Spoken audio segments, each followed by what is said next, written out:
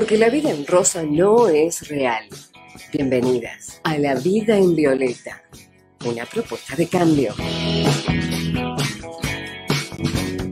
La Vida en Violeta, para construir empoderamiento de mujeres y niñas. Una sociedad más justa y segura para todas y todos.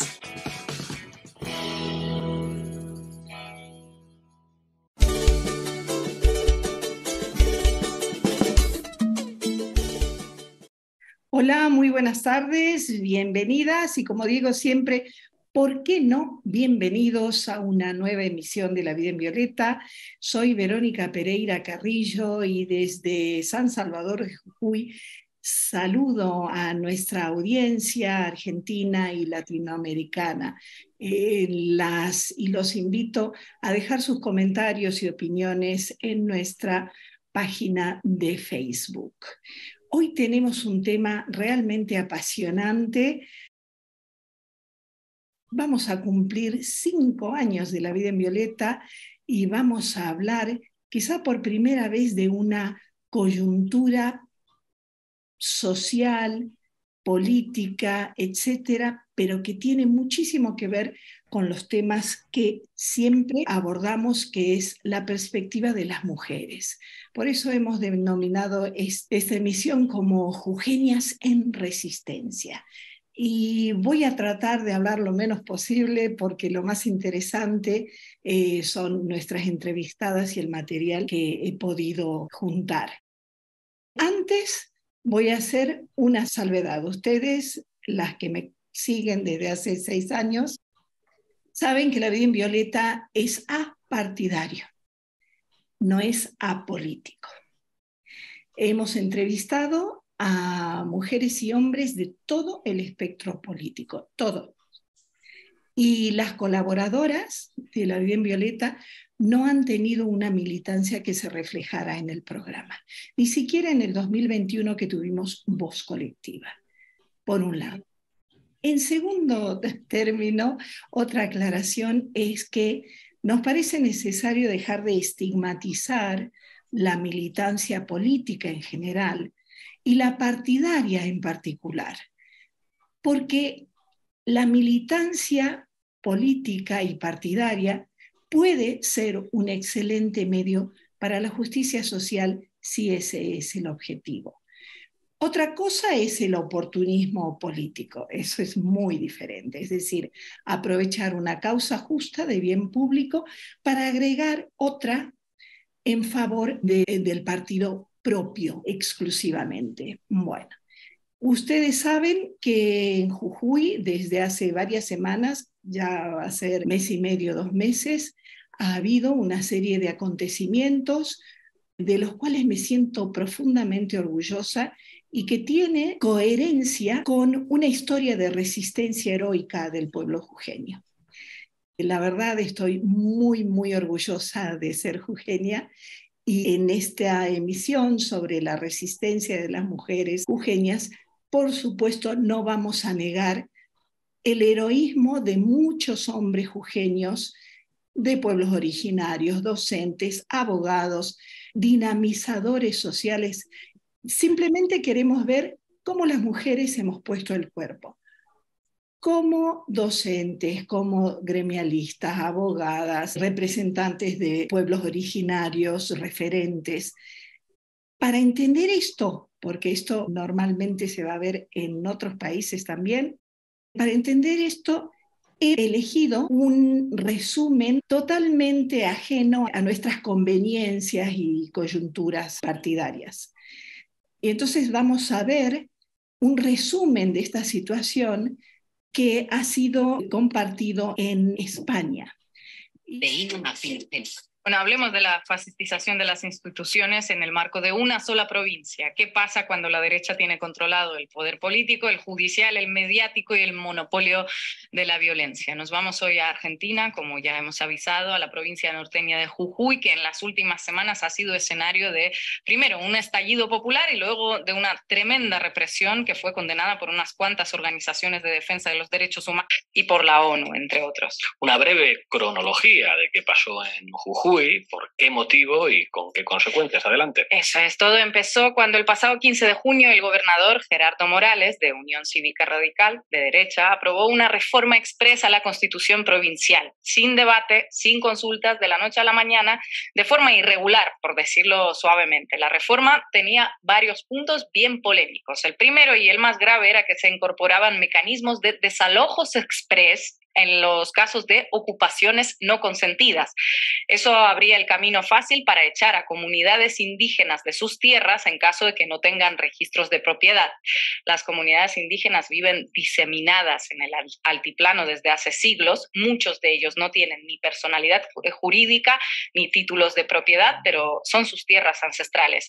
Esa nueva modificación habría permitido a las empresas mineras interesadas en el litio y en otros recursos naturales que abundan en esas zonas, echarlos de sus tierras escudándose en la Magna Carta.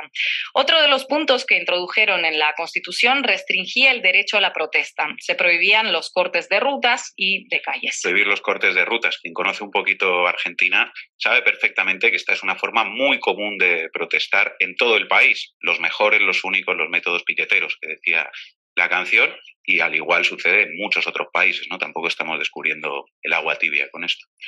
En cuanto se hicieron públicas esas iniciativas, centenares de personas salieron a las calles reclamando suspender el nuevo texto constitucional. A las comunidades indígenas se sumaron los docentes exigiendo subidas salariales, porque resulta que los maestros de Jujuy son los peor pagados del país. ¿Cuál fue la respuesta del gobierno local? Enviar a la infantería provincial para reprimir a todos. Las imágenes que a lo largo de días llegaban de Jujuy eran terroríficas. Si vinieran de Venezuela, estoy segura de que todas las habríamos visto ya en cualquier lugar del mundo, pero no era el caso, y por si la infantería no fuera suficiente, salieron a reprimir decenas de agentes policiales vestidos de civil, sin ninguna identificación, sin órdenes de aprehensión. Policías vestidos de civil agarraban a la gente, la metían en coches y se la llevaban a un centro de detención. Ese modus operandi se evidenció en numerosos vídeos que se difundieron en las protestas, y en esas imágenes también se ve a encapuchados, vestidos de civil, tirando piedras a los manifestantes. Toda una serie de mecanismos ilegales que recuerdan los años más oscuros de la historia argentina. Estremecedor que vuelva a suceder ahora, en 2023. Como a la gente se la llevaban personas sin identificación alguna, muchos familiares de los detenidos ni sabían dónde buscarlos. Las denuncias contra el gobierno de Gerardo Morales se multiplicaban al ritmo al que el señor responsabilizaba de todo, adivinen a quién. Bueno, no hay que ser muy listo. ¿Al kirchnerismo? Básicamente acusó al gobierno nacional y a Cristina Kirchner, obviamente, por descontado, de ser cómplices de los revoltosos. Dijo que era Alberto Fernández y Cristina Kirchner los que habían enviado sus militantes a sembrar el caos. Militantes K, que siembran el caos. Docentes de Jujuy que cobran sueldos de hambre por trabajar en regiones remotas, en ocasiones a 4.000 metros de altura y viajando kilómetros para dar esas clases. Indígenas que se niegan a entregar sus tierras a multinacionales para ser expoliadas, y gente común y corriente que vio en esa represión un tráiler de lo que podría ser la Argentina gobernada por la derecha y la ultraderecha. El saldo de la represión fue de más de 170 heridos, algunos de gravedad. Un chico de 17 años perdió un ojo a manos de la policía. Decenas de personas fueron detenidas, muchas de ellas por policías vestidos de civil. Se detuvo a turistas, a una psicóloga, a un chico con autismo. Algunos denunciaron haber sido golpeados, otros que durante horas no tuvieron acceso a ninguna defensa. Y mientras organismos como la Comisión Interamericana de los Derechos Humanos condenaban el uso excesivo de la fuerza para reprimir protestas pacíficas, mientras la ONU solicitaba investigar las violaciones y condenaba la reforma constitucional de Morales, los dirigentes de la conservadora Juntos por el Cambio cerraban filas en torno al gobernador, denunciaron una conspiración peronista y kirchnerista para incendiar la provincia, e incluso llegaron a acusar al otro, a Evo Morales, de participar en el complot. Así se refería la candidata a las primarias por Juntos por el Cambio a todo lo que pasó. Desde mi punto de vista, estamos apoyando total y absolutamente al gobierno de Jujuy, y sabemos que estos son antecedentes que quieren dejar planteados para un próximo gobierno. Vamos a actuar con el peso de la ley, y en nuestro caso, si fuéramos gobierno nacional, sea cual fuera el gobierno, de nuestro signo o de otro signo, estaríamos ya mandándole las fuerzas federales para proteger al pueblo y al gobierno en la democracia y en su actitud republicana de una constitución votada de manera popular y aceptada por el pueblo de Jujuy. Bueno, estamos apoyando total y absolutamente al gobierno de Jujuy. ¿Cómo no van a apoyar a un gobierno que se está esforzando en facilitar la usurpación de las tierras con litio, quitando del medio a indígenas y abriendo camino a las multinacionales mineras? Todo un clásico en América Latina, por otra parte. Finalmente, Gerardo Morales reculó en el punto más controvertido, el de los desalojos rápidos. Sin embargo, conociendo al personaje, es poco probable que vaya a desistir en los intentos. Gerardo Morales, además de ser el dirigente argentino más nepotista, con más de 25 miembros de su familia trabajando para la gobernación, distintos ministerios, el Congreso, es conocido por formar parte del gobierno que declaró el estado de sitio durante el Corralito y reprimió violentamente las protestas con un saldo de 38 muertos. Bueno, esto es algo que recordaba la propia Cristina Fernández Kirchner en un tuit diciendo que la represión salvaje pareciera que está en su ADN. Para finalizar, cuando Manu dijo que esto es una suerte de tráiler de lo que sería Argentina, de ganar la ultraderecha o la derecha, no iba desencaminado. Con un timing perfecto en plena represión de las protestas, el otro precandidato de Juntos por el Cambio, Horacio Rodríguez Larreta, actual gobernador de Buenos Aires, anunció que Gerardo Morales sería su precandidato a vicepresidente. Para mí es un orgullo comentarles que Gerardo Morales me acompañará como candidato a vicepresidente para cambiarle la vida a todos los argentinos, pues si no cabe duda de que se la va a cambiar a base de porrazos, al parecer. Gran premio por la represión. Sin duda alguna es capaz de cambiar la vida de muchos argentinos, claro que sí. Ya lo intentó en su propia provincia y si le dejan, lo intentará también en todo el país de forma parecida. Lo que no se les puede negar es que son sinceros. Gracias, compañera. Bueno, la verdad es que ha sido más que amplia la explicación que han dado desde España sobre el contexto. Hay muchísimas más cosas, por supuesto, que decir, porque estamos hablando de un fenómeno muy complicado, muy complejo, mejor dicho. En resumen, una de las cosas que quería comentarles es que ha habido un gran repudio desde muchos lugares de Argentina, por supuesto de Jujuy, del planeta. Una cosa que no dijeron en esta noticia de España es que esto se puede retrotraer, podríamos decir, años, pero desde la parte docente hubo una paritaria y han habido reclamos continuos de los docentes durante mucho tiempo y se han recrudecido desde junio. Por el lado del litio y las comunidades originarias, cuando hablamos de docentes hablamos mayoritariamente, aplastante mayoría de mujeres. Y también hubo un incidente en el cual se invitó al director de cine James Cameron, el director de Titanic y de Avatar, aquí a Jujuy para mostrar lo que se suponía era una gran solución para tener energía, entre comillas, limpia. Es decir, no a base de combustibles orgánicos. El tema es que Verónica Chávez, una referente de una de las comunidades de los pueblos originarios, contacta a James Cameron y le dice, mire, queremos hablar con usted. James Cameron se da cuenta que la invitación para sacarse fotos en los complejos de extracción de litio ha sido una estrategia comunicacional que esconde una gran devastación ecoambiental. Y ustedes saben que James Cameron es un abogador, aboga siempre y un activista en este sentido para la protección del medio ambiente. Y aquí tenemos otra mujer que puso el cuerpo, Verónica Chávez. Estamos viéndola con el director James Cameron. James Cameron luego vuelve a Buenos Aires y comenta de esta estrategia. Él habla de una emboscada, lo dice él, no yo. Denuncia esta situación mediante una conferencia de prensa.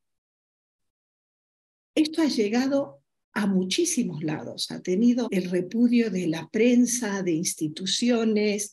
Aquí estamos viendo la prensa alemana en español. Vemos nada más y nada menos que la CNN de Estados Unidos.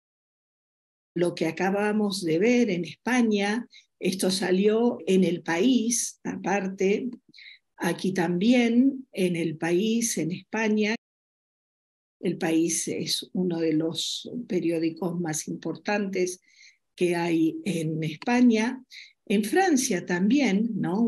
Jujuy, una provincia argentina bajo fuego y sangre. France 24, Francia 24, en su edición en español, también Argentina, ¿qué está ocurriendo en la provincia? ¿Cuáles son los reclamos?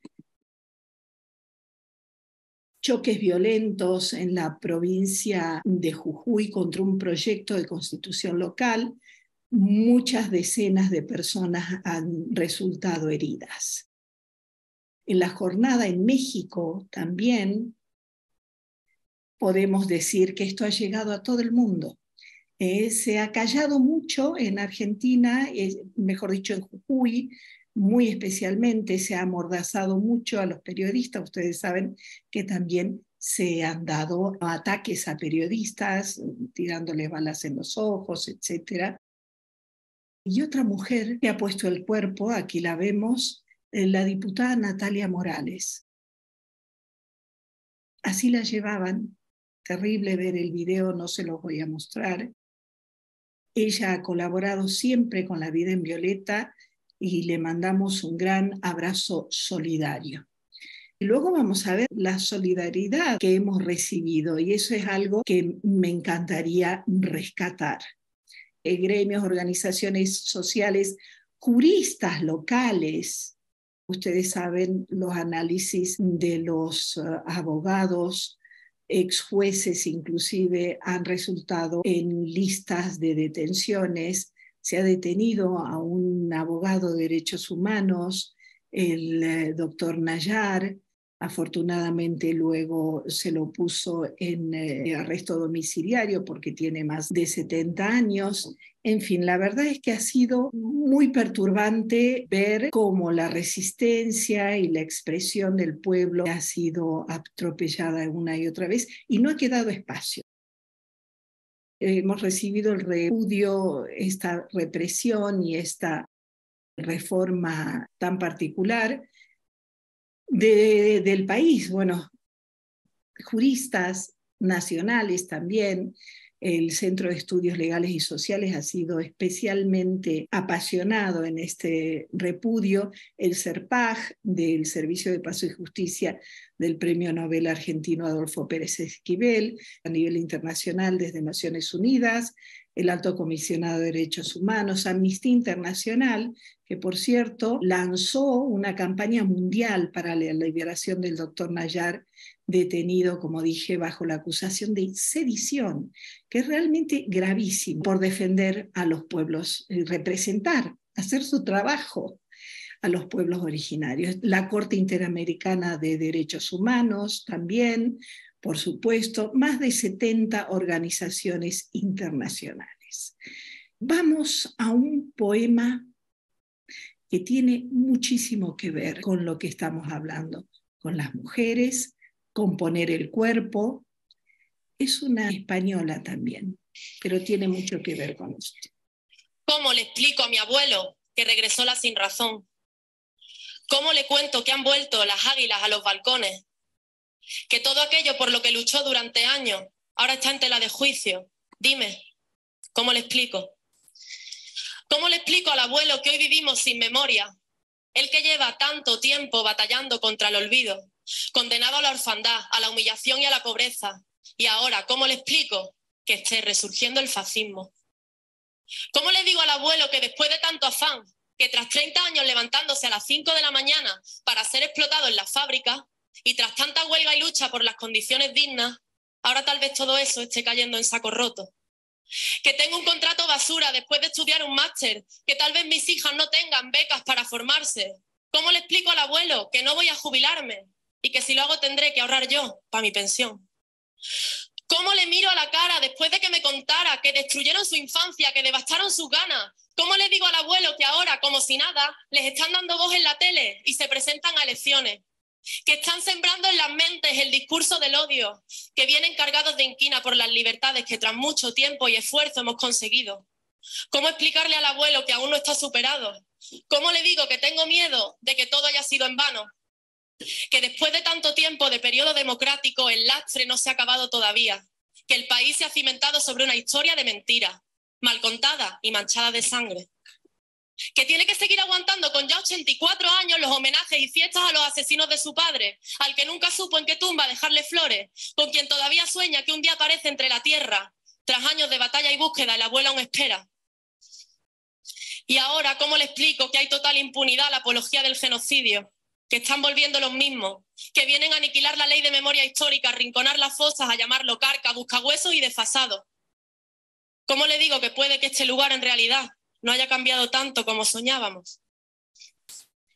Pero yo al abuelo no tengo que explicarle nada, porque él mira la tele y llora, porque él mira la tele y no entiende, impotente, porque tal vez tiene miedo de despedirse de esta vida con los ojos cansados de no haber mirado jamás a la justicia. Pero abuelo, no te preocupes, que seguiremos luchando, que mientras corra la sangre por estas venas, no me callo, que tenemos corazón, a la verdad y al amor de nuestro lado, la republicana al balcón y seguiremos amando. Abuelo, no te preocupes, que aunque siempre hayamos perdido, abuelo, no te preocupes, que como dijo Machado, humanamente ganamos. Gracias.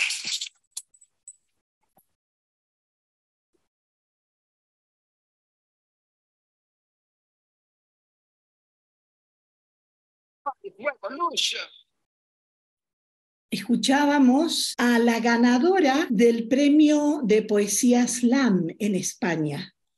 Y si nos damos cuenta y pensamos que estamos festejando los 40 años de democracia, todos los que tenemos más de 40 años sabemos lo que fue, y pensamos en que esto nunca más iba a ocurrir. Nunca más, nunca más. Por cierto, hablando de memoria, yo quisiera rendir un homenaje a las víctimas del atentado de la AMIA. Hoy se cumplen 29 años de dicho atentado. Tenemos dos invitadas de lujo. Tenemos por un lado, como dije, a Maggie Choquevilca, que es ingeniera agrónoma y dinamizadora social, que se conecta desde Tilcara. Y tenemos a Mariana Vargas, abogada, heroica abogada en estos momentos. Para ser abogada de derechos humanos hay que ser heroica. Les doy la bienvenida, mil gracias por estar en La Vida en Violeta esta tarde. Gracias a vos por la invitación. Hola, Mariana. Hola, buenas tardes. Aquí estamos en un ratito de cierto descanso. Me imagino. Se agradece el doble, la verdad, porque sé que estos momentos son cruciales, ¿no? Vamos a comenzar, si les parece, con Mariana, justamente por las dudas se tenga que ir rápidamente. Vamos a aprovechar que puede estar aquí. Entonces, Mariana, como dije, es abogada y feminista, es defensora de derechos humanos, ha sido muy activa en esta crisis o en esta pueblada, como quieran llamar, de estas últimas semanas. Y yo creo que habría que visibilizar la participación de las mujeres en esta resistencia heroica, vamos a decirlo otra vez, jujeña. Las mujeres hemos estado y estamos como docentes, como artistas, como gremialistas. Vos como letrada defensora de derechos humanos, contanos por favor sobre este poner el cuerpo de las mujeres. Sí, me parece que lo central es lo que ocurrió con las docentes, ¿no? La lucha contra la reforma viene que se fueron nucleando en la multisectorial contra los tarifazos, pero me parece que el gran punto de quiebre fue la lucha de las docentes, ¿no? Que después de recuperar el gremio van al paro el 5 de junio, y a partir de eso lo que era el aumento de salario, ¿no? A lo que era el aumento de salario se sumó abajo la reforma porque quitaba derechos y eso pasó a ser de todo el pueblo. O sea, yo creo que el rol que tuvo el gremio docente del CEDEM, pero también de ADEP, digamos que se sumó, pero que el puntapié inicial lo dio el CEDEM después de un largo proceso de recuperación gremial, me parece que eso es esencialmente de mujeres, ¿no? Porque las docentes son en un 95% mujeres. Y después, bueno, se sumó a esto lo que son las comunidades originarias, donde ahí justamente, mira, me comentaban que antes era muy de los varones, ¿no? El tema de las conducciones o de esas comunidades, y que hoy es impresionante el tema de cómo las mujeres están dirigiendo esas comunidades.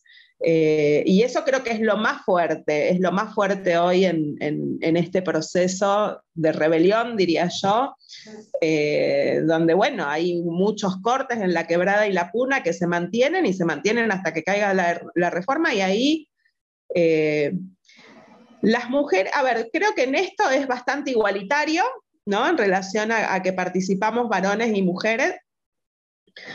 También en los equipos de abogados y abogadas está muy compartido, digamos.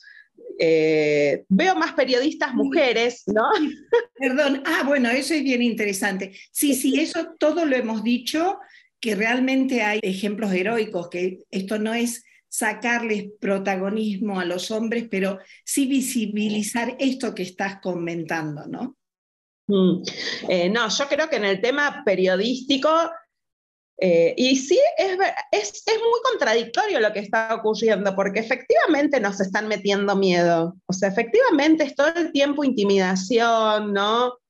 Esto de, a ver, cuando por ejemplo estábamos en la audiencia con el tema de los detenidos y se planteaba, el fiscal planteaba para pedir la prisión preventiva que había peligro de fuga, y que en realidad la libertad, digamos, implicaría que todos los que están con orden de captura no se presenten.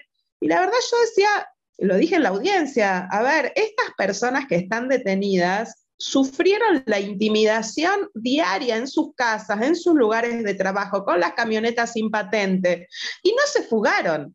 O sea, y fueron personas detenidas en sus casas, por lo tanto, todo es absurdo el planteo para mí persecutorio de la Fiscalía, que lamentablemente no tenemos. A ver, la Fiscalía efectivamente puede no ser parcial, ¿no? O sea, es el acusador público, el imparcial tiene que ser el juez o la jueza, pero lo que sí tiene es el deber de objetividad. Y la verdad es que acá no hay ninguna objetividad. O sea, lo que dice Morales que hay que hacer, la Fiscalía lo hace, ¿no? Entonces, sacan carteles de cuántos años se tiene que condenar y que hay que ordenarse la prisión preventiva por eso, y después cuando vas a la audiencia y ves los delitos decís, pero no, esto no es así.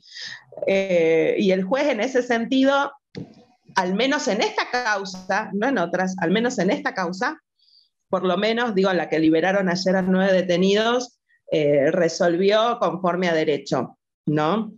Me parece que eso ha sido importante. En realidad, acá no tuvimos detenidos, o sea, sí hay órdenes de detención para mujeres en Humahuaca, no así en el caso de lo del 20 de junio en estas nuevas órdenes, pero circularon las listas, ¿no? Una lista de mujeres que se supone iban a detener, entre ellas a Verónica Aramayo, a Camila Müller, y eso la verdad es que generó una situación de miedo, o sea, que es con lo que jugamos todo el tiempo, con lo que juega el gobierno todo el tiempo, y también una lista de abogados y abogadas. Y en esa lista, para mí estaba una de las abogadas que diría yo, una de las abogadas más importantes en este proceso, que es Alicia Chalave, ¿no? Y digo porque ella es la que representa más de 30 comunidades originarias que están planteando frenar la producción de litio, porque lo que plantea un informe de Harvard es justamente que la producción actual de litio lo que va a terminar es provocando el desierto, ¿no?, de las zonas donde se está produciendo, y había presentado la semana pasada ya una acción de inconstitucionalidad de la nueva constitución provincial con las comunidades, que es realmente, creo, lo más fuerte que hoy está en esta revuelta, digamos, como más allá de que todo es, ¿no? Porque ahora, por ejemplo, está habiendo una marcha de antorchas, ¿no?, donde se convoca por todos los gremios, por la multisectorial, por las comunidades también. Y hoy fue impresionante todo el lío en Perico con Morales, que iba con la reta, digamos, y bueno, ahí veíamos los videos, ¿no?, de cortes de ruta, y una provocación total del gobernador a una periodista, ¿no?, la periodista de C5N, que la verdad que está jugando un rol importantísimo para visibilizar lo que pasa acá y que no nos quedemos solos sin... O sea, a ver, la sensación para mí en Jujuy, de quienes estamos en esto de alguna forma, que es demasiado masivo, es que si nos sacan las cámaras nos quedamos en un estado de absoluta vulnerabilidad, ¿no? Porque si quieren detener, detienen, porque pueden no tener límites, porque es un gobernador que está en su soberbia, digamos, ya en una situación, diría yo, de locura y de irracionalidad en relación a lo que hace y lo que hace que hagan los otros, ¿no? Y me parece que, bueno, estaría bueno que reflexionen quienes están al lado de él, porque la verdad que derrumbar o destruir o ya estaba, digamos, medio destruida, pero digo, la institucionalidad de Jujuy está por el piso, digamos, pero es absoluta autoría de Gerardo Morales, ¿no? Que estemos en esta situación donde no hay... vos fijate que, por ejemplo, el tema de lo que pasó en las municipalidades, por lo que quedan 3 personas detenidas y ahí tenemos una docente con orden de detención y muchas otras personas, que son como 20 órdenes de detención en total, pero eso fue el hecho que desbarató el discurso de golpe de Estado de Gerardo Morales, porque Gerardo Morales dice, esto todo es un intento de golpe. Sí, pero si las propias instituciones municipales representativas de la voluntad popular, elegidas por el voto, son las que están diciendo, ¿no?, institucionalmente, nos oponemos a esta reforma, ¿de qué golpe de Estado hablamos? Entonces me parece que es lo que más ha irritado. De hecho, en alguna prensa internacional hablan de una dictadura provincial en Argentina, con lo cual la subversión del orden institucional no viene del pueblo, justamente. Gracias. Exacto. Ana. Muchísimas gracias. Vamos a Maggie, como mujer originaria. Contanos un poco qué participación tuvieron y tienen las mujeres originarias en los sucesos de estas semanas, por favor. Bueno, antes que nada, gracias por la invitación. Te quiero decir, digamos, que a lo largo de mi vida he trabajado en La Quebrada, en La Puna, y muchas de las personas con las que he trabajado y aprendido, las he visto en el corte y las conozco de una vida, no a todas, por supuesto. Con lo cual, digamos, creo que las que están poniendo el cuerpo de verdad son ellas. Ni siquiera soy la portavoz. Puedo hablar de mi mirada hacia ese acto heroico. En segundo lugar, el que conoce a la gente de La Puna y de La Quebrada, sabe que dejar su casa y dejar su campo y dejar sus ovejas y dejar sus llamas y dejar sus papas y dejar sus maíces es como dejar las guaguas, y guaguas incluidas, ¿no? Guaguas significa niños, bebés. Niños. Cuando nosotros nos vamos del pueblo a la ciudad, no vemos la hora de volver, porque realmente amamos el lugar que estamos. Y dejar eso realmente, más allá de un acto de heroísmo y de coraje, es un acto sumamente emocional y muy bien pensado, porque si hay algo que nos caracteriza es que no ponemos en riesgo la trascendencia, ni a través de las semillas, ni a través de nuestro bienestar.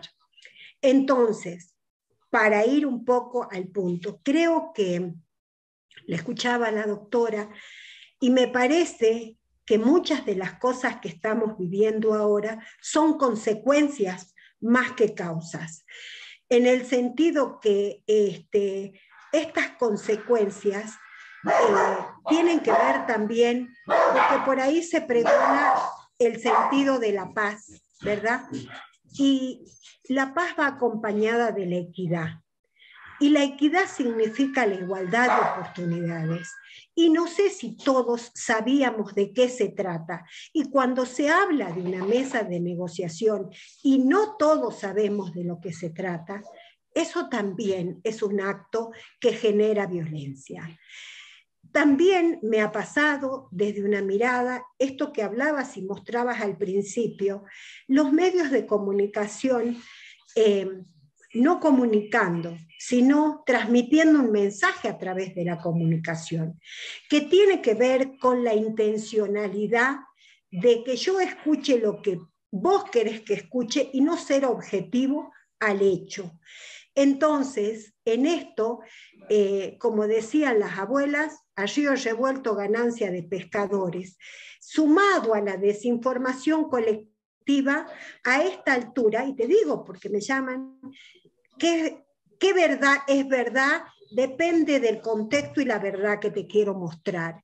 Entonces, en eso también llamar un acto de reflexión a los comunicadores, porque los comunicadores son formadores de opinión, y en esto de formar opinión, más allá de que se trate de un partido u otro, hay hechos concretos. Los hechos concretos son, estamos hablando de una constitución en la que, no sé si todos los que hemos elegido convencionales constituyentes sabíamos que estábamos eligiendo. Y en esto, más allá de no saber qué estábamos eligiendo, y no es por autosubestimarnos, sino porque la palabra convención significa acuerdo, y elegir representantes significa no que te doy un cheque en blanco, sino que exijo esa devolución en términos de saber de lo que se trata, ese proceso no ha sucedido. Entonces, me parece que ante esta suma de desinformaciones, hay muchas violencias, no solo violencias físicas, hay violencias simbólicas, hay violencias institucionales y hay violencias que tienen que ver también con los tiempos. Me parece, con mi humilde opinión, que si, voy a decirlo en términos andinos, si la Constitución va a ser una manta que nos va a abrazar a todos, está bueno que todos tengamos un sentido de pertenencia a esa manta que va a ser esa manta amplia que la tengo que querer para poderla defender. Y si no entiendo o no estoy de acuerdo, tengo derecho a tener mis tiempos para poder procesarlo. Y entonces en esto me parece que debería haber un acto de autorreflexión y ver que en los tiempos no han sido los tiempos de todos, ni siquiera de unos pocos, solo de algunos. Esto, sumado a la desinformación, sumado a toda la situación, es como cuando dicen los periodistas una tensa calma o cuando está por dar una ebullición, que hizo falta un chispazo, como decía la doctora, para que empezara a ebullir otras cosas. Y también quiero decir, con relación al miedo, ¿no? A mí he escuchado comunicaciones que dicen se tuvo que reprimir. Y me dio más que tristeza, como un temblor, porque por un lado decimos que queremos la no violencia, pero es como cuando te dicen, yo te tengo que pegar, yo te tengo que violentar. Y a 40 años de democracia, como pueblo jujeño, no nos podemos permitir ese te tengo, porque, digamos, nos retrotrae a cuestiones muy oscuras que nuestra madurez cívica ya, digamos, creíamos haberla superado. Y por último, quiero decir desde mi lugar, no como referente, sino como una jujeña que ama Jujuy, por encima de todas las cosas, tengo dolor, tengo tristeza, y esa tristeza la vive, voy al mercado, no es, vos vas si bien hay fuerza, pero estamos tristes, estamos tristes, estamos tristes, pero no por la coyuntura, estamos tristes porque a veces no se escucha lo que decimos, se desinterpreta, se subinterpreta. Y a veces también estamos viendo que nos estamos peleando hermanos contra hermanos. Pasaron cosas acá, por ejemplo, un policía y su mamá maestra, o personas, empleados municipales que decían, estoy rezando por mis hijos porque son policías. Entonces, demonizar a cualquier jujeño no me parece justo, porque nos merecemos, Jujuy es nuestra tacita de plata, y nos merecemos, porque habitamos este pueblo desde hace más de 10.000 años, poner en valor su riqueza. Vamos a ir a un pequeño corte, si les parece.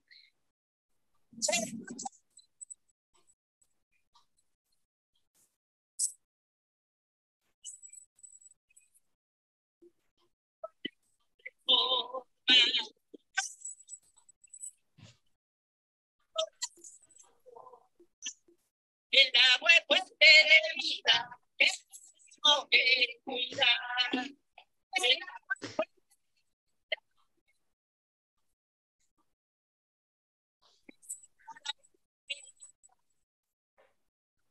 vida.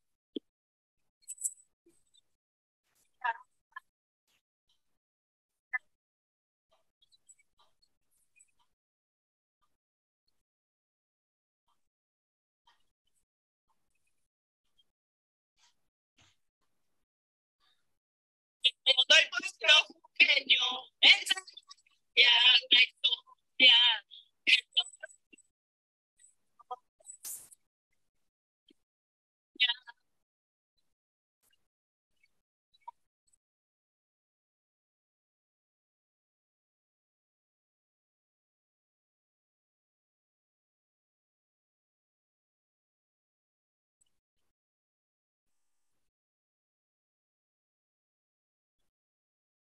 Vamos a ir a otro video, porque sí necesitamos ver un poco de contexto de cómo se ha hecho esta protesta, porque ha sido una protesta totalmente excepcional y creativa.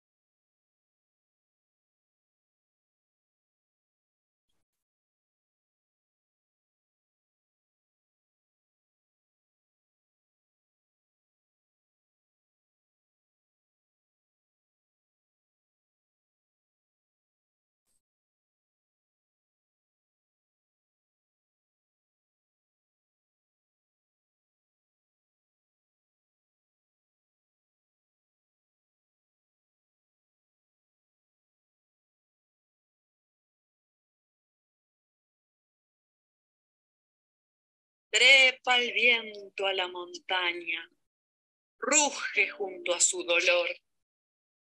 No puede entender cómo la ambición ahuecó su corazón. Va bajando y busca el río, agobiado lo encontró. Flota en su caudal de agua elemental. Muerte, contaminación.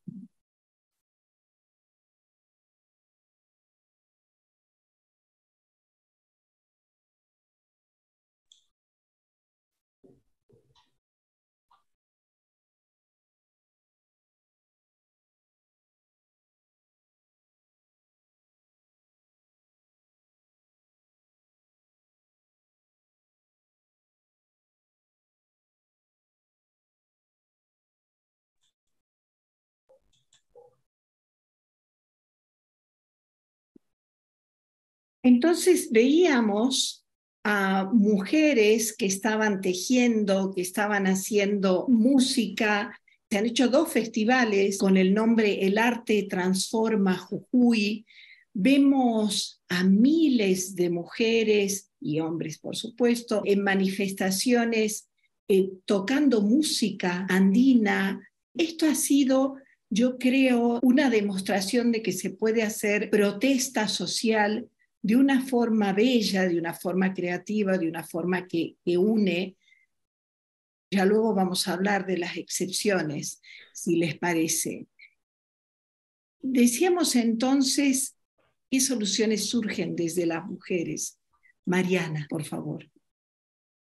Yo creo que, bueno, primero reivindico lo que vos planteás, Vero, en relación al arte, a que la lucha es una lucha alegre, más allá de que, bueno, esto de la tristeza es real, lo del miedo es real, pero es todo poesía, o sea, toda esta lucha se transforma en poesía, ¿no? Y me parece que eso expresa la profundidad de lo que está planteado en esta batalla. O el tema, no sé, esto, digo, lo más claro es el tema de esto de que nos quitan los ojos, ¿no? Y entonces son miles de dibujos, ¿no? Miles de dibujos con esto, digamos, que es el símbolo de la represión de Morales.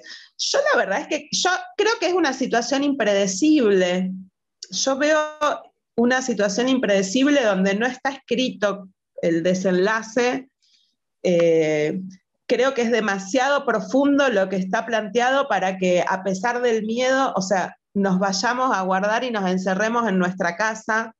Me parece que eso es lo paradójico de esto, que logran meter miedo y por ahí hay gente que no se anima a hablar, pero no paran las marchas de antorchas, no paran los cortes, no retroceden.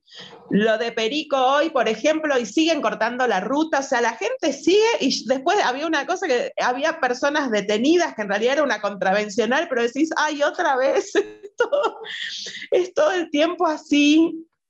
Pero yo creo que logramos, me parece que logramos comprender o entender que no hay forma de terminar con este miedo si retrocedemos. O sea que lo único que hoy nos resguarda es esta lucha popular. Yo digo, el lugar más seguro, y lo digo por ejemplo por todos los que están guardados, porque hay orden de detención para 40 y solo detuvieron a 9 más 3, no a 12, y 4 que se han presentado, no sé si ahora se presentó otro en forma espontánea, pero están guardados. Y vos decís, ¿dónde te guardás? ¿Cuál es tu lugar seguro? Y la verdad que tu lugar seguro es el corte Purmamarca, son los cortes de la Quebrada y de la Puna. Y si paramos, lo que nos queda es la vulnerabilidad. A ver, a mí me han pasado situaciones en las que yo tuve guardia policial en mi casa y en mi estudio por mucho tiempo, ¿no? Ahora, eso hoy no es nuestra protección. El Estado hoy no es la posibilidad nuestra de protegernos. O sea, el Estado es quien nos daña, quien nos vulnera, ¿no? Y esto también al otro tema, que es hablando de esto de las marchas pacíficas, de todo esto que en realidad es con mucha alegría, y sí, son movilizaciones pacíficas, pero el punto es que la provocación es del gobierno, porque vos fíjate que no hay ninguna persona que esté detenida o que haya sido señalada quemando los autos de la legislatura. O sea, a los que están detenidos y a los 60 detenidos del 20 de junio se les achaca haber incendiado los autos. Pero no hay ninguna foto de los que realmente incendiaron. Y los que están detenidos, ¿no? Por lo menos uno de ellos junto a otro lo sé en forma certera, eran los que corrían a esa gente que estaba infiltrada, apagaban el fuego que habían incendiado, o sea, ¿no? Que estaban quemando los autos, y evitaban que se siguieran quemando otros. O sea, y estas son las personas que evitaron eso y que lucharon contra eso en la propia manifestación, son las perseguidas.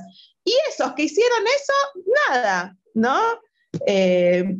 O sea, en realidad la violencia la instaló Morales para justificar una gran represión, para justificar una desarticulación del movimiento popular que logre aplacar lo que no está logrando aplacar, porque cada vez que hace algo de esto, todo se vuelve, es como echar leña al fuego, ¿no? O sea, todo es más fuego. Intenta algo y plum, se prende más. Pero es hermoso que estemos en una situación, hay mucha incertidumbre, yo la siento, la incertidumbre, pero la verdad que la esperanza está ahí, la esperanza está en los cortes, en esta fuerza que no para, en este cobijo que es que nos persiguen y vos sabés que tenés un montón de gente que te abraza, ¿no? O se corre la voz de una orden de detención y estamos todos hablando a ver qué podemos hacer por esa persona, o incluso en estas listas, obvio, a mí me llamaron un montón diciendo, vos estás bien, y si no atendía el teléfono pensaban que por ahí estaba detenida, digamos, o sea, a este extremo hemos llegado y es muy grave porque estamos en un lugar en el que no tenemos garantías, ¿no? Donde esto de repente parece que no existen, y bueno, yo creo que una de las salidas posibles es la intervención federal. Una es que Morales retroceda, digamos, pero es alguien que también es impredecible, ese es el punto. Morales también es impredecible. Avanza y logramos que retroceda, pero no hay mucha racionalidad, me parece, en él. Y en relación, digamos, a la intervención, creo que es la posibilidad de que volvamos a tener garantías constitucionales, que es lo que está siendo violentado, ¿no? Pues no puede ser que un abogado esté preso. Eso es terrible, o sea, porque ¿qué es lo que plantea respecto de todas las demás profesionales? Porque lo han buscado para que haga su trabajo, es decir, un abogado tiene que hacer esto. Es decir, es que es increíble realmente, y me alegra muchísimo que lo comentes. Lo hemos anticipado también, hemos hablado de la campaña de Amnistía Internacional, la campaña global que se ha lanzado desde allí para pedir la liberación del doctor Nayar. Es horrible que se haya quebrantado de tal forma el Estado de Derecho que no podamos predecir ni siquiera en media hora, ¿no? ¿Qué va a pasar? Por cierto, ahora estoy escuchando, está llegando la marcha de las antorchas. La marcha de antorchas. Exacto. Tengo que decir que esto es de miles, porque de pronto se quiere hacer pensar, son 3 personas que han venido de afuera de Jujuy, que están levantando al pueblo jujeño. No, estamos hablando de miles de personas. Todos los días son cientos, como mínimo, de personas, con lo cual aquí está una voluntad muy clara, los números están cantando. Afortunadamente tenemos una tecnología que nos permite recoger un montón de cosas que están pasando que hace 40 años no podíamos tomar ningún video o fotos o qué sé yo. Yo creo que las redes nos han salvado. También. Nos han salvado, porque vos fijate que, no digo, la provocación de Morales, con la policía rompiendo las vidrieras, con las policías tirando con ondas, que después se secuestraban las ondas y era la prueba contra los manifestantes, cuando eran los policías los que tiraban las piedras. Santiago, que estaba detenido ayer y que fue liberado, a él le quemaron el auto. Se lo quemaron en el barrio Gorriti. Sí, no, Miriam Morales es referente de la Multisectorial de Mujeres y Disidencias de Jujuy. Con ella fundamos la Multisectorial. Ella tiene a su compañero, que es Santiago, que es dirigente de una organización social que es la CCC. Y ellos, o sea, él estaba en la marcha, él, esto que te relataba, él era el que apagaba el fuego, y lo hemos dicho en los programas, ¿no? Él apagaba el fuego de los autos que incendiaban, que algunos eran policías, y hay que decir, nosotros hemos contado para hacer desmanes, ¿no? Y que hoy no están en la provincia, o sea que incluso la policía les ha resuelto que se vayan de la provincia. Por eso estamos muy claros, digamos, y esto en las redes se pudo comprobar, digamos, y lo que aparece en este auto quemado de ellos dos, que es en el barrio Gorriti, es que se trató de una zona liberada, y vemos en el último video que vemos el auto que no está prendido fuego, está al lado de una fila policial. Y después veo, tanto entendemos que también fue la policía, y que era un auto marcado como, a ver, está claro que todos estaban marcados y por eso fueron detenidos. Las 9 personas detenidas, el fiscal, si bien no lo plantea en la orden de detención, pero en la audiencia lo dijo, son cabecillas. Se ha ido contra los dirigentes, pero ser dirigente no es delito, porque eso es en realidad derecho penal de autor que ya no está vigente en nuestro país, como bien dijo Alejandra Ceja en la audiencia, ¿no?, que compartimos. Acá el problema es lo que hacemos, son los actos, se persigue a la persona por sus conductas, no por ser dirigente o no. Bueno, pero él estaba marcado y su auto estaba marcado, y también nos llegó que porque estaba marcado se lo quemaron. Entonces fue un mensaje mafioso de un gobierno que, insisto, ya no le interesa las garantías ni la institucionalidad. O sea, ayer la escuchaba a Rita Segato, que decía la codicia del litio, la codicia del territorio, ¿no? Morales está enfermo, o sea, está con esa, no enfermo en el sentido de enfermedad, sino, digo, en una cosa de obsesión, en medio de mucha impunidad, de mucho poder, y con esto que en definitiva es lo que le quiere quitar a las comunidades, y que para eso quiso hacer esta reforma, ¿no? Una reforma donde, si bien retrocede en un artículo, pero el problema es que queda en uno de los artículos el tema de las tierras fiscales, y las tierras fiscales para la producción y el trabajo. Exacto, vamos a volver a eso.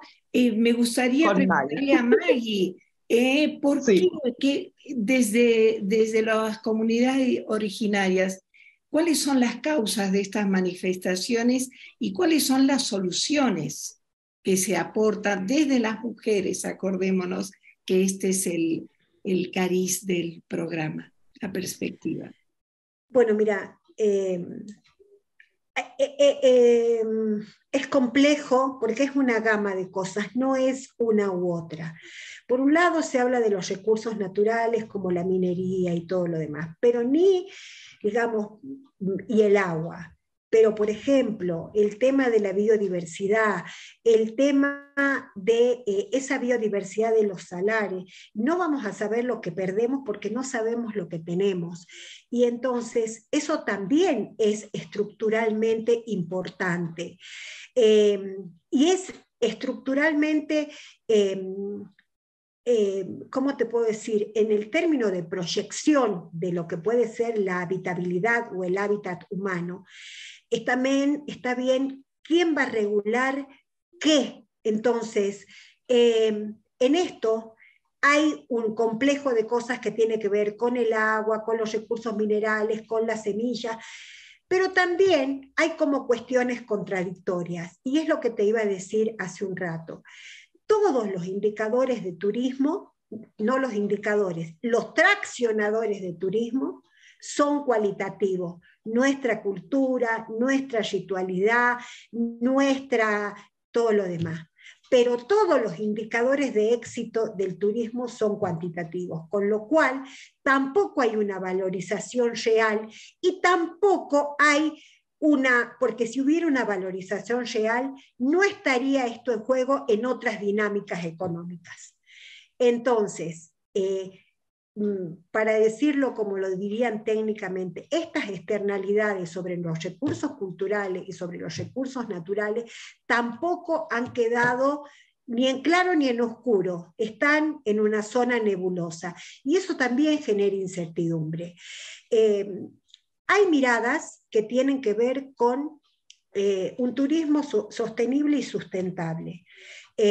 Pero, por ejemplo, detrás de la gestión de aquellos pueblos denominados pueblos fantásticos, bonitos y todo lo demás, ha venido una cuestión de un circuito económico donde los pobladores no necesariamente han sido beneficiados. E inclusive en la quebrada, y no me canso de decirlo, después de la nominación del patrimonio, los circuitos económicos e inmobiliarios movilizan otras cosas. Entonces, es un combo de cosas que no están claros.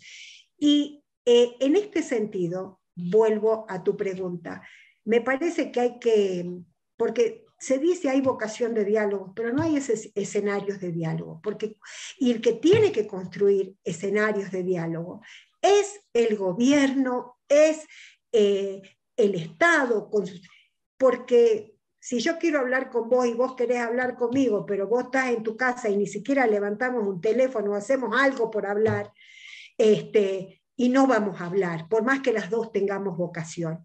Y ese escenario de diálogo se construye también deconstruyendo lo que vos querés ver y no lo que es. Porque, por ejemplo, en la mayoría de los medios ha salido que eran personas de afuera, aún ninguneando las verdaderas voces de los pueblos originarios. Entonces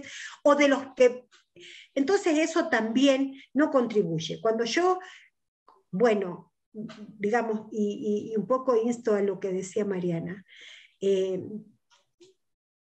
tiene que haber alguna autocrítica, una capacidad de madurez cívica para poder hablar, porque si no, desgraciadamente, como decían las abuelas, es un diálogo de sordos, y en esto la incertidumbre y lo impredecible es lo que va a primar. Absolutamente. Yo quisiera que me acompañen a ver este otro video. Esto lo hemos visto en un documental, lo veíamos por RT, lo veíamos en otros países. Jamás pensamos que íbamos a tener que vivir algo así, de ver menores de edad que les volaron los ojos, ver cómo disparaban, no darse cuenta que estábamos con los chicos corriendo. Teníamos a los bebés quepidos y nos corretearon igual. Y por ahí, para esas personas, a eso agradecerles, ¿no? También a los turistas que nos apoyaron, pero para esos que pasaban gritando que somos unos ignorantes, decirles que no. Y a esa población jujeña que salió a hacer videos diciendo que Jujuy queda toda destrozada después de una movilización, decirles que nos demos cuenta. Hemos podido, sí, tenemos posibilidad de lectura, hemos visto esta constitución nueva. En el artículo 10, prácticamente nos callan la boca como en la dictadura. En el artículo 72, 74 y 75 de los recursos naturales, todo el dominio lo tiene el gobierno, desconoce totalmente la propiedad comunitaria, las propiedades individuales. Y eso, hermano, va incluso hasta los que viven en los barrios, en las ciudades, les quitan todo. Si vamos a las cuentas, nadie tiene los títulos bien o las escrituras que decimos.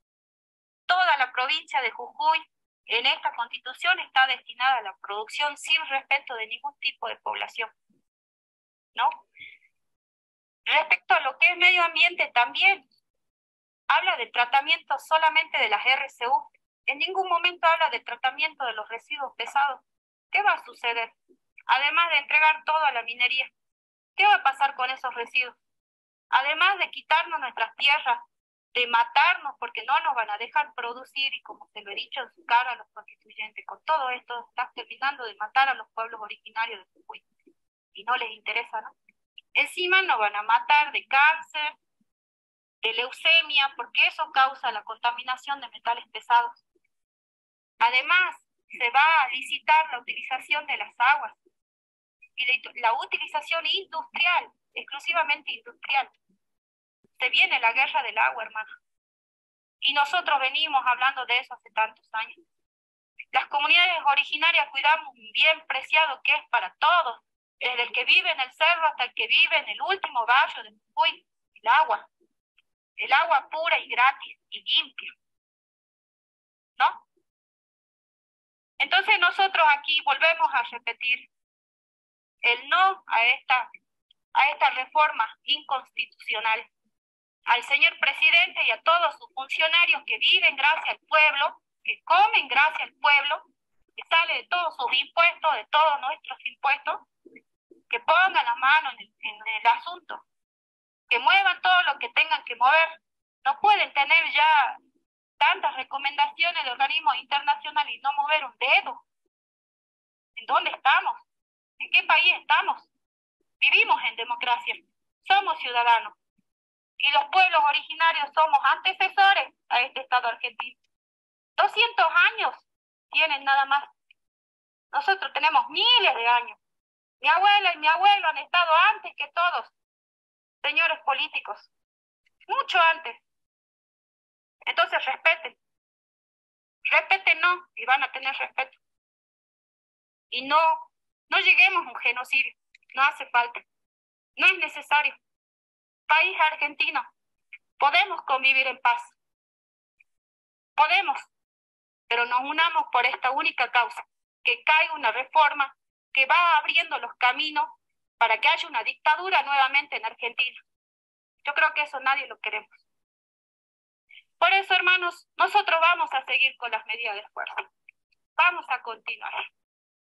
Así como dijo el hermano, ni muertos nos van a sacar de acá. Estas son nuestras tierras. El litio es de los pueblos originarios. El territorio es nuestro. Ay, hermano. La lucidez que tienen estas mujeres es realmente diáfana. Si nos acordamos, la dictadura del 76 y bueno, todos los golpes de Estado que se han dado en Argentina han sido para imponer modelos políticos y económicos. Y en este caso no ha sido necesaria la intervención de nadie, sino que se ha hecho este quiebre del orden institucional a través de una constitución. Se habla de reforma de constitución, votamos por una reforma de la constitución cuando en realidad era el 91% de la constitución que se planeaba cambiar, lo cual es una constitución nueva. Los plazos que habían dado de 3 meses se hicieron 25 días para juramentar esa nueva constitución. Se lo hizo, mucha gente dice, entre gallos y medianoche, ¿no? Se adelantó, en fin, habría que ver realmente esa legitimidad de la Constitución. Pero a lo que voy son las propuestas de las mujeres originarias. Son absolutamente pacíficas, pero absolutamente firmes, absolutamente empoderadas y con una visión no solo de su derecho a las tierras, a los recursos que brinda la tierra ancestral de las comunidades, sino también una visión de los mecanismos políticos internacionales, es decir, así que de ignorantes bastante poco, ¿no?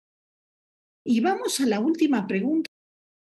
Hemos visto a miles de manifestantes.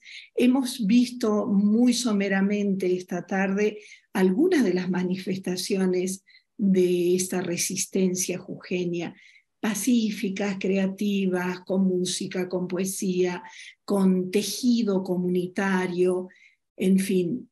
Sin embargo, hay que aclarar un mito que se está haciendo circular, ¿no? Que esto ha sido violento. ¿Cómo se comprenden estos actos aislados de violencia en medio de marchas que son, como hemos dicho y hemos visto, excepcionalmente pacíficas, artísticas y creativas? Empezamos otra vez con Mariana. Sí. Mira, yo no he visto actos de violencia que se le pueda atribuir al pueblo. Lo máximo que ocurrió fue que se tiraron las vallas. Esa es la verdad. O sea, se tiraron las vallas de uno de los puentes, se avanzó con una gran fuerza policial y ahí empezó, sí, el despiole, pero eso respecto de una parte de la marcha. Después de la otra parte, que yo estaba, por ejemplo, en el otro sector, y la gente estaba absolutamente pacífica cantando, y lo que se recibían eran balas de goma, ¿no?, a la cabecera de la marcha, por lo tanto se iba retrocediendo. Ahora retrocedíamos y nos quedábamos, hasta que las balas volvían a hacernos retroceder. Pero después no hubo otros hechos, después fue la propia policía que iba reprimiendo, y yo no considero que sean actos de violencia del pueblo cuando se resisten a una represión, porque no había dónde irse, no había colectivos, Vero. Al no haber colectivos, la gente se tenía que quedar en las inmediaciones, y el problema, digo porque yo pasé por las inmediaciones tratando de evitar la represión, ¿no? Y la gente estaba en las paradas, y la policía venía y te quería sacar, ¿y a dónde te ibas? O sea, realmente fue muy brutal.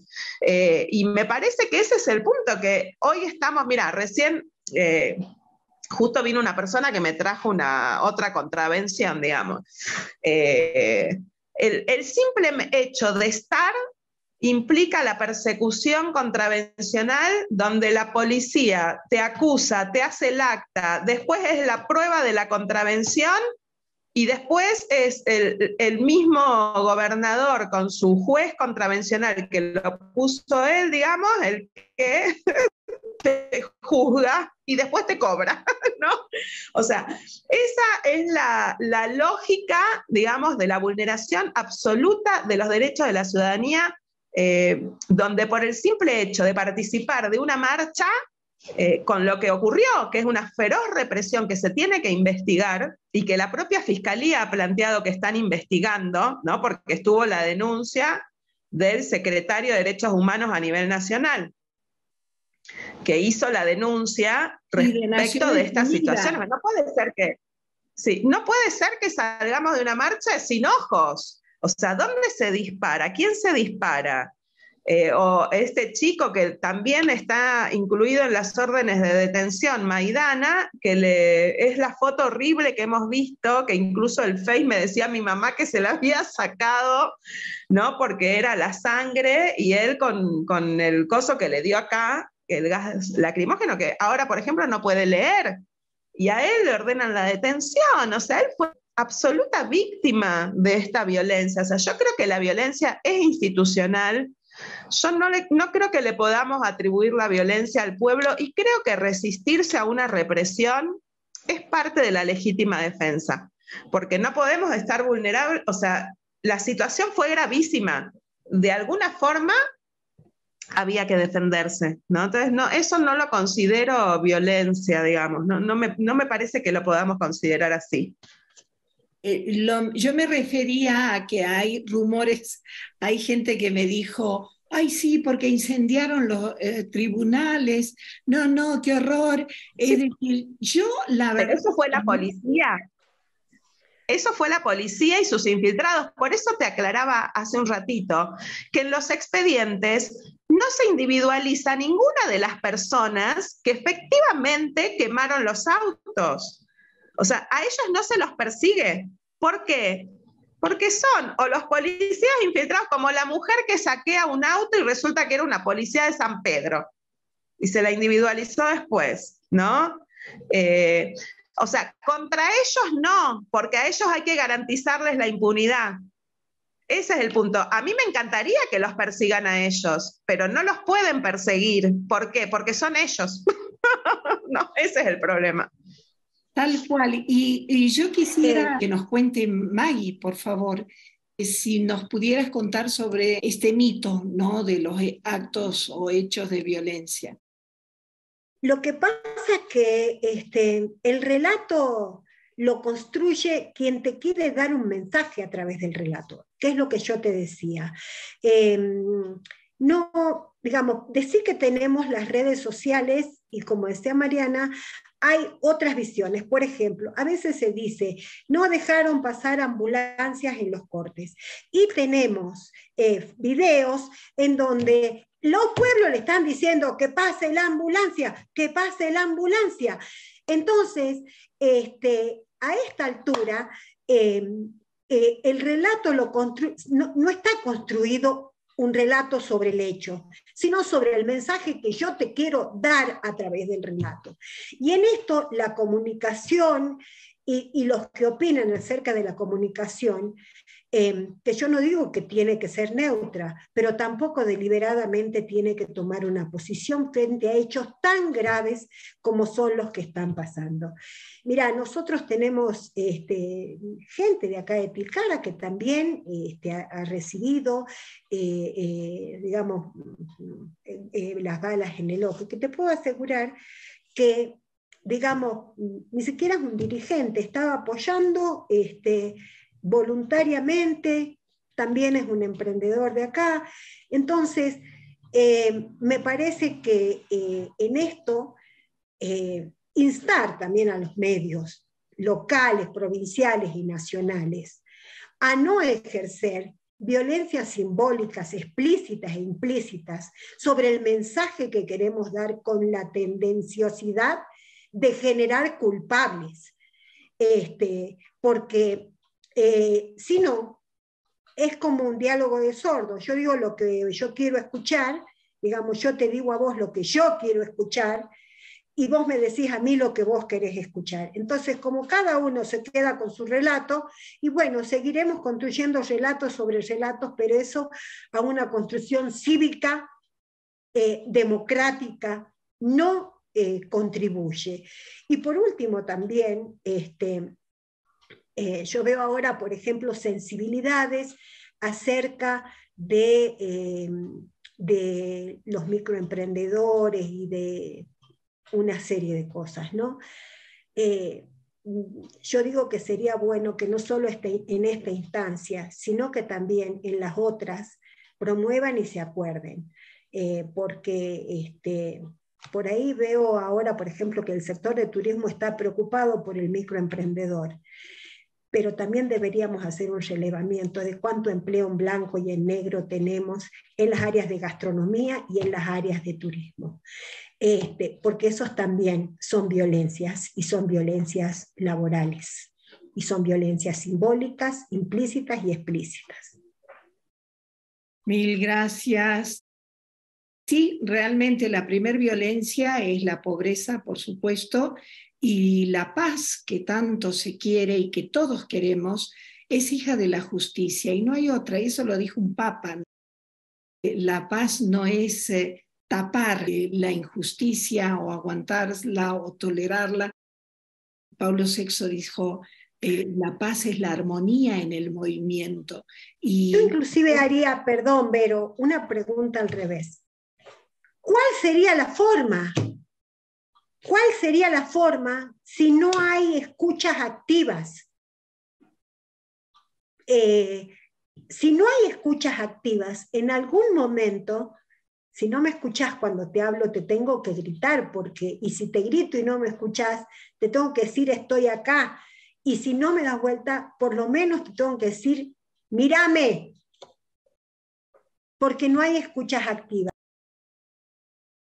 Totalmente de acuerdo. Y creo que una clave la han dado estas mujeres originarias justamente con el tema primero de la resistencia. Jujuy tiene una historia de resistencia de años, de siglos. La República Argentina le debe en realidad la libertad a Jujuy y a su pueblo, porque en otros lados ha habido una batalla de Tucumán, una de Salta, una de San Lorenzo, y nosotros tuvimos décadas de escaramuzas y batallas y guerra de guerrilla en donde hemos dejado las mujeres y los hombres la sangre y la vida, ¿no? Aparte de 7 éxodos, muchos de tierra arrasada, solo se conoce uno de ellos del 23 de agosto.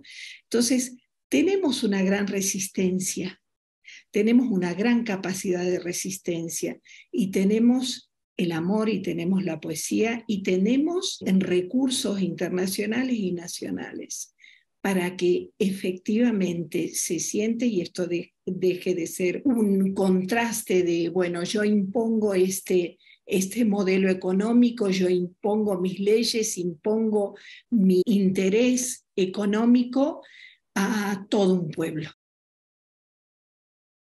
Creo que esa es la gran lección, porque como dijo Mariana, a cada nuevo paso que se da, la gente se va uniendo y hemos visto solidaridad a nivel local, a nivel nacional y a nivel internacional. Ahora están llegando mujeres de todo el país para apoyar a estas mujeres que estamos haciendo la resistencia. Y me incluyo porque estar aquí es también poner el cuerpo. Sí, es decir, yo ya no estoy como para poner el cuerpo en las calles. Desafortunadamente lo hice durante la dictadura, ahora ya no puedo, pero pongo el cuerpo aquí, cada una, ¿no? Yo creo que eso fue muy hermoso lo que nos transmitieron estas mujeres de comunidades originarias. Mariana Vargas, abogada, feminista, heroica defensora de derechos humanos, Maggie, Magda, Alejandra Choquevilca, ingeniera agrónoma, dinamizadora social, que se nos une desde Tilcara, uno de los epicentros de esta resistencia. Mil gracias por haber estado en La Vida en Violeta. Si quieren dar un último saludo. Mirá, ya que vos has estado con algunos poemas españoles, yo voy a terminar con una frase de un poema de Germán Churqui Choquevilca. Pero el indio de América no ha muerto, se ha tendido a dormir un sueño largo, solo espera el llamado de sus dioses para lanzar toda la fuerza del poder del Yuyayaco.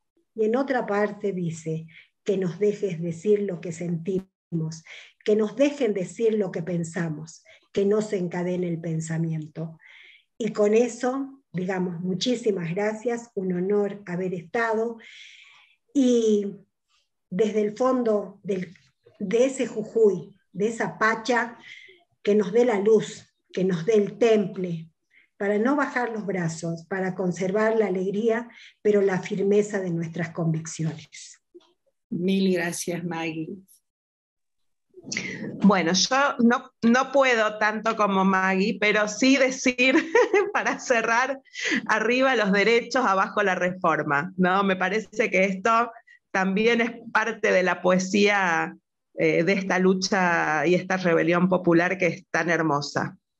Absolutamente. Y muchas gracias por la invitación, un placer. Y sin lugar a dudas, lo que vos haces también es poner el cuerpo. Creo que las periodistas también están haciendo un trabajo, las que cubren, ¿no?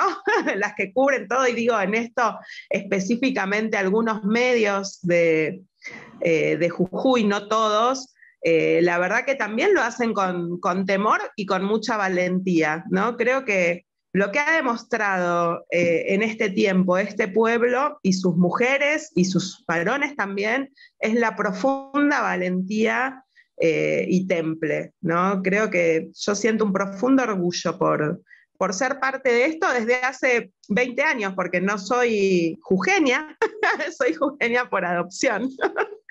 pero me siento parte de este pueblo valiente. Absolutamente. Y bueno, contarte que vos estuviste en los comienzos de La Vida en Violeta. Este 8 de agosto cumplimos 5 años, nadie nos daba ni 2 meses. Programa feminista en Jujuy. Por supuesto, invitarlas este 8 de agosto próximo. Vamos a tener una fiesta comunicacional. Y con este mensaje de esperanza, de unión, de resistencia, de solidez, porque a cada violencia hay más solidez y hay más unión. Nos vamos, que ya se nos pasó la hora. Mil gracias por haber estado con nosotras. Mil gracias, Carolina, Matías, Rosa, Victoria. Mil gracias por habernos acompañado desde Facebook. Un abrazo muy grande. Muchas gracias y chau, Maggie. Esto fue Chau, La Mariana, Vida en muchas Violeta. gracias. Una propuesta de nuevos enfoques, iniciativas y empoderamiento. Te esperamos todos los martes